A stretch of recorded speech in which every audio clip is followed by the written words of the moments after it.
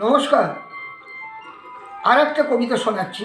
চাষির ঘরে ডাক্তার, সব মানুষদেরই বলি গো বিশেষভাবে।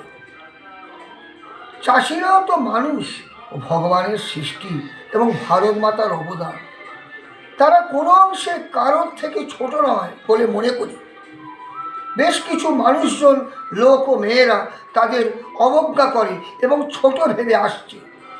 তবে আজকের দুনিয়ায় তাদের মতন জন্তুদের চোখ খুলিয়ে দিয়েছে ও মনের চেতনায় প্রকাশ ঘটাচ্ছে। তাই আমরা সবাই দেখছি চাষির ঘরে ডাক্তার হয়েছে ও হচ্ছে। তবে আমি মনে করি মানুষদের আরও প্রকৃত শিক্ষা ও ভালো কালচার দরকার। যা বলেছেন ঈশ্বর সুভাষ বোস ও ঈশ্বর